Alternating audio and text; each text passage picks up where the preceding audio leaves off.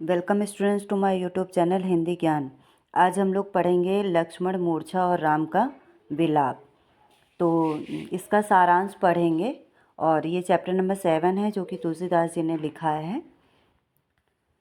लक्ष्मण मूर्छा और राम का विलाप प्रसंग लोकनायक तुलसीदास के श्रेष्ठ महाकाव्य रामचरितमानस के लंका कांड से लिया गया है। प्रस्तुत प्रसंग में कवि ने लक्ष्मण को शक्ति लगने के पश्चात उनकी मूर्छा अवस्था तथा राम के विलाप की कारुणिक चित्र प्रस्तुत किया है। तो यहाँ पे उस समय का चित्रण है कि जब लक्ष्मण जी को शक्ति लगती है और मूर्छित होकर वो ज़मीन पर गिर जाते हैं और वैद्य जी को बुलाया जाता है। इसके बावजूद वो कहते हैं कि हमने जितना भी इस जो शक्ति लगी है इसका उपचार तो हमारे पास नहीं है।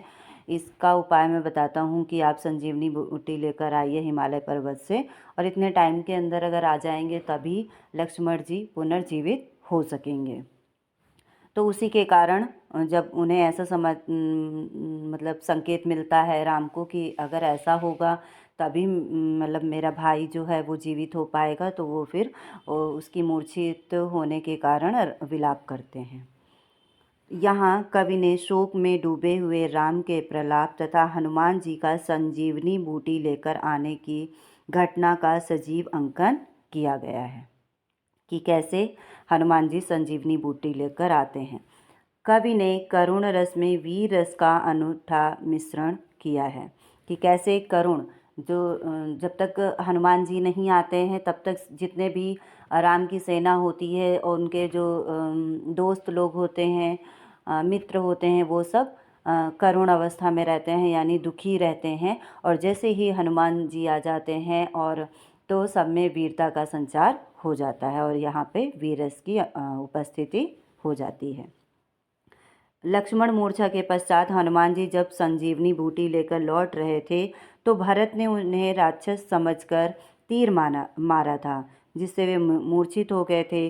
भरत जी ने उन्हें स्वस्थ कर अपने प्राण पर बिठाकर राम जी के पास जाने के लिए कहा था। हनुमान जी भरत जी का गुणगान करते हुए प्रस्थान कर गए थे।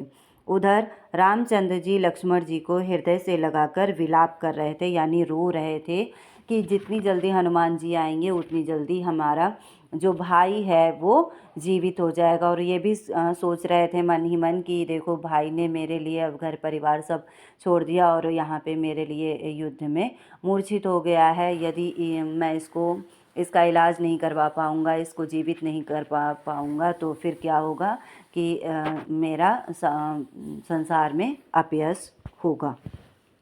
और यहाँ से एक क्वेश्चन ज़रूर पूछा जाता है कि करुण रस में वीर रस की उत्पत्ति कैसे होती है। तो आप ये बता सकते हैं यहाँ पे कि जब लक्ष्मण को तीर लगा या शक्ति लगी, जिसके कारण राम की सेना और स्वयं राम विलाप करने लगे, करुण रस में सब डूब गए, और जैसे ही हनुमान जी आते हैं जड़ी बूटी लेकर वैसे ही सब में वीरता का संचार हो जाता है।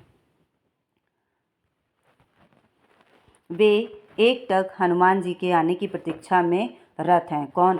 एक तो वानर लोग सभी देख रहे हैं, उनकी सेना प्लस यानी दूसरे और भगवान श्री राम। रामचंद्र अपने अनुज लक्ष्मण को नसीहत भी दे रहे हैं कि आप मेरे लिए माता पिता को छोड़ यहाँ जंगल में चले आए।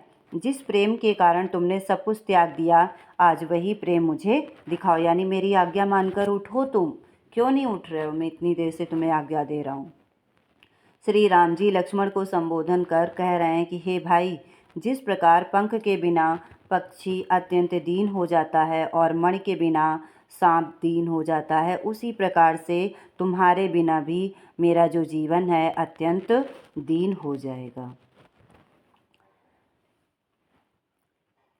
तुम्हारे बिना जो मेरा जीवन है वो अत्यंत असहाय हो जाएगा। राम सोच रहे हैं कि वो अयोध्या क्या मुँह लेकर जाएंगे। अयोध्यावासी तो यही समझेंगे ना कि नारी के लिए राम ने अपने भाई को गंवा दिया। समस्त संसार में अपयश फैल जाएगा। माता सुमित्रा को मेरे हाथ में यह सोचकर सौंपा था तुम्हें कि मैं सब प्रकार से तुम्हारी रक्षा करूँगा।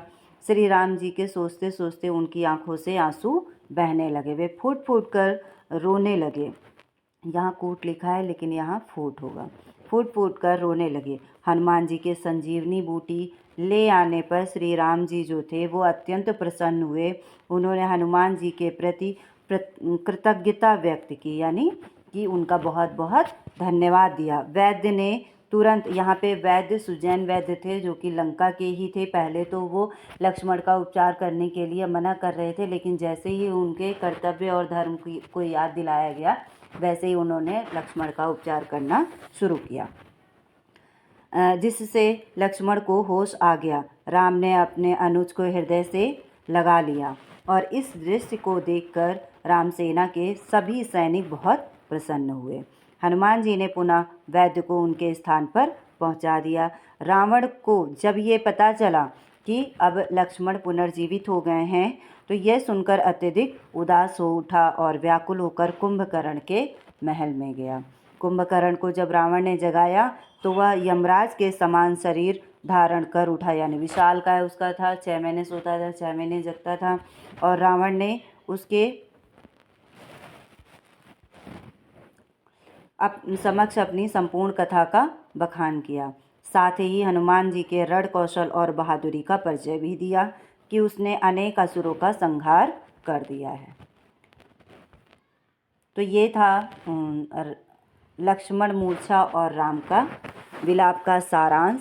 और इस सारांश के माध्यम से आपको कई क्वेश्चन के आंसर भी मिल जाएंगे।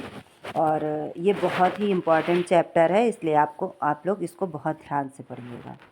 और इसकी व्याख्या मैं नेक्स्ट वीडियो में बताऊंगी।